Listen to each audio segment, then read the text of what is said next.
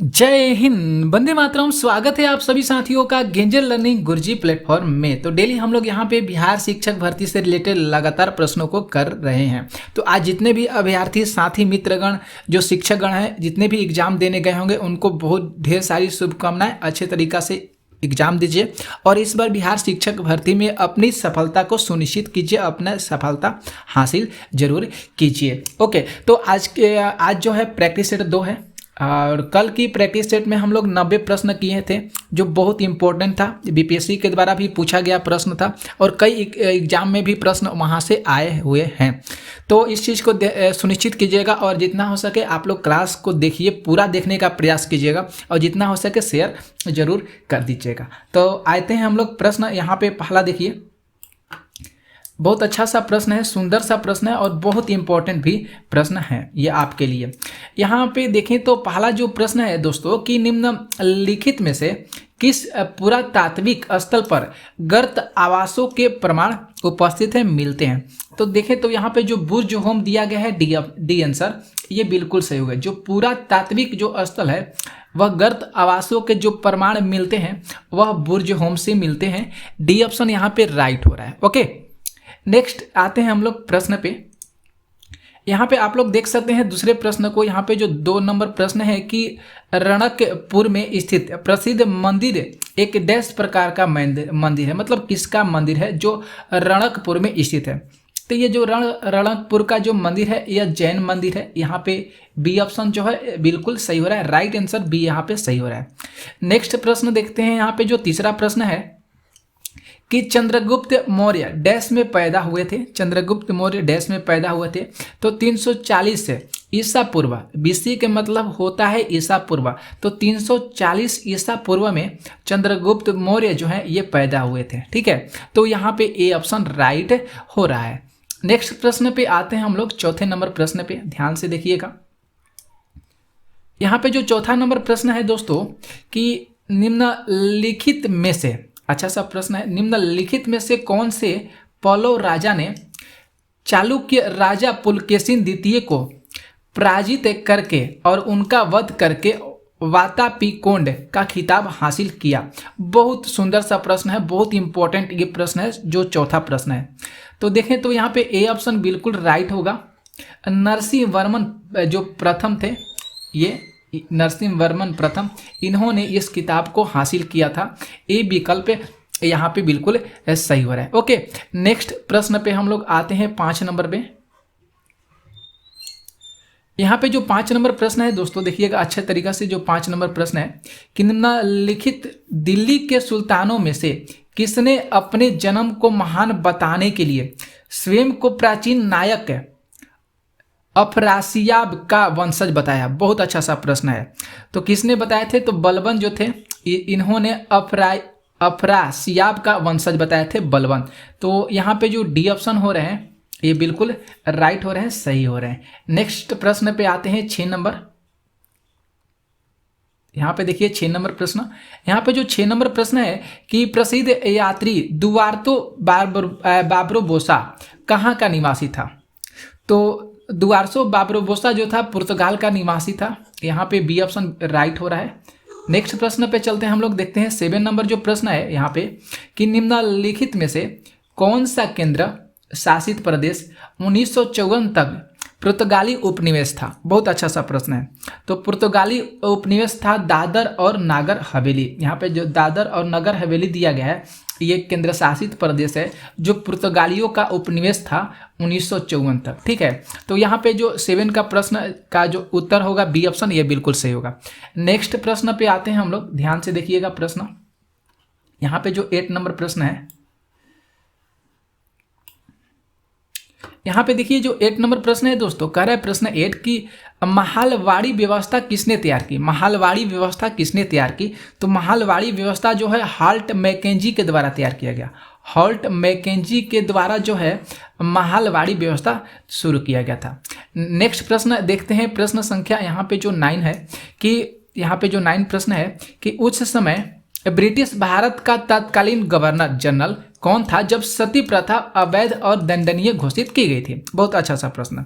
तो उस समय जो ब्रिटिश जो उस समय गवर्नर जनरल था वह लॉर्ड विलियम बेटिक। यहाँ पे जो सी ऑप्शन हो रहे हैं ये बिल्कुल राइट हो रहे हैं। नेक्स्ट प्रश्न पे आते हैं। यहाँ पे जो 10 प्रश्न है कि 1918 ईस्वी में किस शहर में महात्मा गांधी ने सफलतापूर्वक मिल मजदूरों की हड़ताल का नेतृत्व किए थे? सफलतापूर्वक किए थे 1918 ईस्वी में। तो सी ऑप्शन बिल्कुल सही होगा। यहाँ पे अहमदाबाद में किए थे। किस शहर में किए थे? तो अहमदाबाद में। ठीक है, नेक्स्ट प्रश्न आते हैं हम लोग 11 जो प्रश्न है, निम्न में से कौन सा शहर भारत के मुख्य भूभाग के सुदूर दक्षिणी सिरे से सबसे दूर है? तो वह जो शहर है वह नादेड हो जाएगा। यहाँ पे सी ऑप्शन जो है राइट हो रहा है। कौन सा शहर हो जाएगा? तो नादेड हो जाएगा। नेक्स्ट प्रश्न देखिए, यहाँ पर जो नेक्स्ट प्रश्न है, 12 की महाराष्ट्र की सबसे ऊंची पर्वत चोटी निम्नलिखित में से कौन सी है? तो महाराष्ट्र की सबसे ऊंची पर्वत चोटी कलसुबाई शिखर। यहाँ पे जो बी ऑप्शन होगा ये बिल्कुल सही हो रहा है। याद कीजिएगा, बहुत अच्छा सा प्रश्न है कि महाराष्ट्र की सबसे ऊंची पर्वत चोटी कौन सी है? तो कलसुबाई शिखर। ओके, अगला प्रश्न चलते हैं 30 नंबर प्रश्न पे। यहाँ पे जो 13 प्रश्न है देखिए, 13 प्रश्न है कि राज्य की सीमा त्रिपुरा से मिलती है। निम्नलिखित में से कौन सी राज्य की सीमा जो है त्रिपुरा से मिलती है? तो असम की जो सीमा है यह त्रिपुरा से मिलती है। यहाँ पे सी ऑप्शन बिल्कुल सही हो रहा है। ओके, अब आते हैं हम लोग नेक्स्ट प्रश्न पे। यहाँ पे देखिए 14 नंबर प्रश्न पे। यहाँ पे 14 प्रश्न है कि वर्ल्ड वाइड फंड के अनुसार भारत की कौन सी नदी दुनिया की 10 लुप्त प्राय नदियों में से एक मानी जाती है? तो वह नदी है गंगा नदी। वह नदी कौन सी है? तो गंगा नदी। ओके, नेक्स्ट प्रश्न आते हैं 15। यहाँ पे जो 15 प्रश्न है कि भारत की जलवायु को मोटे तौर पर निम्नलिखित के रूप में वर्णित किया गया है। तो मोटे तौर पर जो है मानसून प्रकार के रूप में उसको वर्णित किया गया है। डी ऑप्शन जो है यहाँ पे राइट हो रहा है। नेक्स्ट प्रश्न पे आते हैं 16 प्रश्न है कि तारामंडल सप्तऋषि को पश्चिमी निवासी किस नाम से जानते हैं? तारामंडल सप्तऋषि जो है, जो पश्चिमी के निवासी हैं उसे किस नाम से जानते हैं? तो इसे विग डीपर के नाम से जानते हैं। किस नाम से जानते हैं? तब इसे विग डीपर के नाम से जानते हैं। नेक्स्ट प्रश्न है 17 प्रश्न है कि पृथ्वी का अपना वायुमंडल क्यों नहीं होता है? तो इसलिए नहीं होता है क्योंकि गुरुत्वाकर्षण शक्ति के कारण, ग्रेविटी के कारण जो है पृथ्वी का अपना वायुमंडल नहीं होता है। अपना वायुमंडल क्यों होता है? अपना वायुमंडल होता है ना। यहाँ पे 18 प्रश्न है कि भूमध्य रेखा से ध्रुवों तक सभी समानांतर वृत्त डैश के रूप में जाने जाते हैं। तो सभी समानांतर वृत्त जो हैं वह समानांतर अक्षांश रेखा के रूप में जाने जाते हैं। किस नाम से? तो समानांतर अक्षांश रेखा के रूप में जाने जाते हैं। ए ऑप्शन यहाँ पे राइट हो रहा है। 19 प्रश्न है कि यहाँ पे वह कौन सा अधिनियम था जिसने भारत में सत्ता ब्रिटिश ईस्ट इंडिया कंपनी से ब्रिटिश क्राउन में स्थानांतरित की थी? अच्छा सा प्रश्न आ गया यहाँ पे। तो देखें तो यहाँ पे भारत सरकार जो अधिनियम 1858 है, ये डी ऑप्शन यह बिल्कुल सही था। यही इसी को स्थानांतरित जो है ईस्ट इंडिया कंपनी से ब्रिटिश क्राउन में स्थानांतरित किया गया था, भारत सरकार अधिनियम 1858। नेक्स्ट प्रश्न पे हम लोग आते हैं। देखिए नेक्स्ट नंबर प्रश्न पे यहाँ पे जो 20 प्रश्न है कि भारतीय संविधान की 10वीं अनुसूची के तहत लोकसभा के किसी भी सदस्य की अयोग्यता से संबंधित किसी भी मुद्दे पर अंतिम निर्णय किसके द्वारा लिया जाता है? तो अंतिम निर्णय जो है ये अध्यक्ष लेता है या लोकसभा लेता है, जिसको लोकसभा स्पीकर कहा जाता है, स्पीकर। सी ऑप्शन यहाँ पे ये सही हो रहा है। नेक्स्ट प्रश्न देखिए, यहाँ पे 21 प्रश्न है कि भारतीय संविधान के किस अनुच्छेद के अंतर्गत ब्लैंक्स दिया गया है? यहाँ पे सर्वोच्च न्यायालय ने इंटरनेट की पहुंच को मौलिक अधिकार घोषित किया है। तो 19, यहाँ पे जो आर्टिकल 19 है, आर्टिकल 19 में ही सर्वोच्च न्यायालय ने इंटरनेट की जो पहुंच है उसको मौलिक अधिकार के रूप में घोषित शामिल किया है। 22 प्रश्न है कि भारतीय संविधान के अनुच्छेद 42 के अनुसार काम के लिए न्याय, उचित और मानवीय स्थितियां और मातृत्व राहत का प्रावधान किस बारे में है? तो यहाँ पे देखेंगे तो राज्य के जो नीति निर्देशक सिद्धांत होते हैं वह उसी के प्रावधान के बारे में कहा गया है। डी ऑप्शन यहाँ पे सही हो रहा है। 23 प्रश्न है कि जब राजीव गांधी ने प्रधानमंत्री पद की शपथ ली थी तो उस समय भारत के राष्ट्रपति कौन थे? तो उस समय भारत के राष्ट्रपति ज्ञानी जैल सिंह थे। उस समय भारत के राष्ट्रपति कौन थे? ज्ञानी जैल सिंह थे। बहुत सुंदर सा प्रश्न है। नेक्स्ट प्रश्न आते हैं यहाँ पे जो 24 प्रश्न है कि राज्यसभा के सदस्यों का निर्वाचन कौन करता है? तो राज्यसभा के सदस्यों का निर्वाचन जो विधानसभा के द्वारा निर्वाचित सदस्य होते हैं वही राज्यसभा के सदस्यों का निर्वाचन करते हैं। ठीक है, तो यहाँ पे देखें तो राइट ऑप्शन जो है सी ऑप्शन सही है। नेक्स्ट प्रश्न देखिए यहाँ पे जो 25 प्रश्न है कि दूसरी लोकसभा का गठन किस वर्ष किया गया था? तो दूसरी लोकसभा का गठन जो है 1957 ईस्वी में किया गया था। ए ऑप्शन यहाँ पे सही हो रहा है। नेक्स्ट प्रश्न है यहाँ पे जो 26 प्रश्न है कि यदि किसी राज्य के विधानमंडल में बजट गिर जाता है तो क्या वहाँ पे होता है? तो अगर वहाँ पे विधानमंडल में बजट गिर गया तो वहाँ पे जो मुख्यमंत्री सहित मंत्रिपरिषद को त्याग पत्र देना पड़ता है। मुख्यमंत्री सहित जो है मंत्रिपरिषद को त्याग पत्र देना पड़ता है यदि राज्य के विधानमंडल का बजट गिर जाता है। तो बहुत इंपॉर्टेंट सा ये प्रश्न है। ठीक है, अगला देखते हैं। यहाँ जो 27 प्रश्न है कि मणिपुर, मेघालय और त्रिपुरा ने अपना 48वां राज्य दिवस कब मनाया है? तो अपना 48वां राज्य दिवस जो है 21 जनवरी 2020 को मनाया है। यहाँ पे देखें तो राइट आंसर बी सही हो रहा है। 28 प्रश्न है कि सरकार के कार्यकाल के दौरान उत्पन्न होने वाली रिक्ति को भरने के लिए किसी राजनीतिक संसदीय विधानसभा क्षेत्र में होने वाले चुनाव को क्या कहा जाता है? तो होने वाले जो चुनाव है उसको जो उपचुनाव के नाम से जाना जाता है। ए ऑप्शन यहाँ पे सही हो रहे हैं। 29 प्रश्न देखिए, कह रहा है 29 प्रश्न यहाँ पे ब्लैंक्स दिया गया है। का अध्ययन एवं मूल्यांकन करने के लिए विजय केलकर समिति का गठन किया गया था? तो विजय केलकर समिति का गठन सार्वजनिक नीति भागीदारी मंडल जो है यहाँ पे मॉडल इसी के लिए किया गया था। तो यहाँ पे जो 30 प्रश्न है, यहाँ पे देखिए, यहाँ पे जो 30 प्रश्न है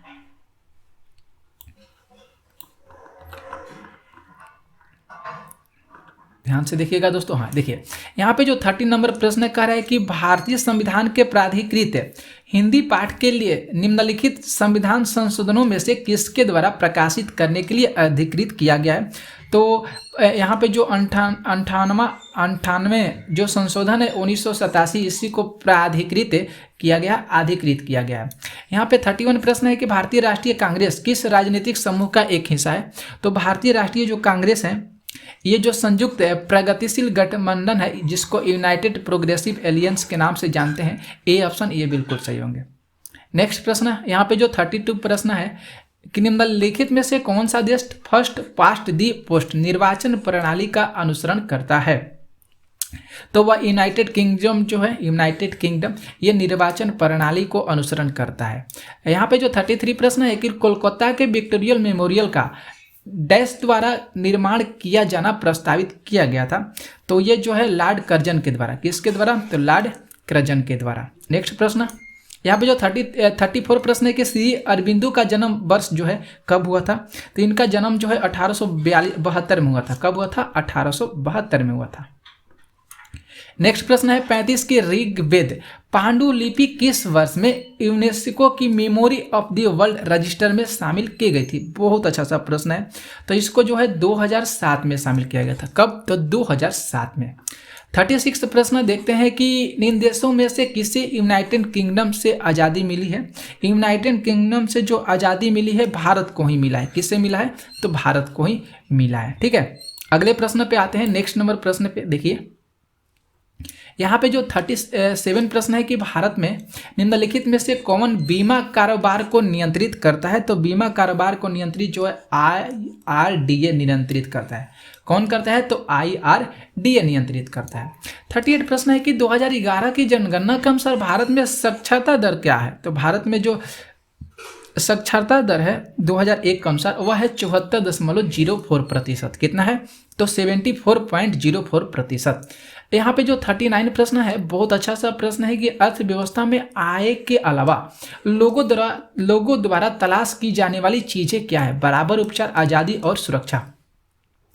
सुंदर सा प्रश्न है। तो देखें ना, तो यहाँ पे अगर बात करें तो यहाँ पे सभी होना चाहिए, क्योंकि लोगों के द्वारा जो उपचार की जाने वाली यहाँ पे बराबर उपचार होना चाहिए, आज़ादी होना चाहिए और सुरक्षा लोगों को अच्छे तरीक़ा से मिलना चाहिए। यहाँ पे 40 प्रश्न है कि लड़कियों की शिक्षा के महत्व के बारे में जागरूकता फैलाने के लिए निम्नलिखित में से बहुस्तरीय वैश्विक अभियान कौन सा है? अच्छा सा प्रश्न है ये। तो वह है गर्ल राइजिंग। यहाँ पे ए ऑप्शन बिल्कुल सही होगा, याद कीजिएगा, बहुत इंपॉर्टेंट प्रश्न है ये। यहाँ पे 41 प्रश्न है कि योजना आयोग की स्थापना कब हुआ था, तो योजना आयोग का स्थापना 1950 ईस्वी में हुआ था। 42 प्रश्न है कि भारत में मौद्रिक नीति कौन लागू करता है, तो भारत में मौद्रिक नीति जो है भारतीय रिजर्व बैंक लागू करता है। बी ऑप्शन यहाँ पे सही हो रहा है। ओके, नेक्स्ट प्रश्न पे हम लोग देखते हैं, यहाँ पे आते हैं अगला। यहाँ पे जो 43 प्रश्न है दोस्तों, यहाँ पे 43 प्रश्न है, कह रहा है कि मिशन इंद्रधनुष जो कि भारत सरकार का एक कार्यक्रम है, यह किससे रिलेटेड है, मिशन इंद्रधनुष। तो ये जो मिशन इंद्रधनुष है दोस्तों, ये टीकाकरण से रिलेटेड है। यहाँ पे सी ऑप्शन बिल्कुल सही हो रहा है। नेक्स्ट प्रश्न पे हम लोग आते हैं। 44 प्रश्न है कि निम्नलिखित में से क्या दाब की एसआई इकाई है, दाब का एसआई इकाई पास्कल होता है। देखें तो बी ऑप्शन यहाँ पे बिल्कुल सही होगा। और यहाँ पे जो 45 प्रश्न है कि फेम्टो का अर्थ है 10 की घात में। 10 की घात में फेम्टो का अर्थ क्या है, आप लोग को पता होगा। 10 के पावर कितना होना चाहिए, 10 के पावर -15 होना चाहिए। ओके, तो ये बिल्कुल सही होगा सी ऑप्शन। तो आज की क्लास में हम लोग 45 से प्रश्न करेंगे, फिर शाम को हम लोग 45 से आगे प्रश्न करेंगे। 90 प्रश्न हम लोग को आज के हो जाएंगे, बहुत इंपॉर्टेंट होंगे। तो इसे जितना हो सके शेयर कर दीजिएगा, जितना हो सके आप लोग इसे शेयर कीजिएगा। ठीक है, तो मिलते हैं नेक्स्ट वीडियो में, तब तक के लिए जय हिंद, जय भारत, बाय बाय, टाटा।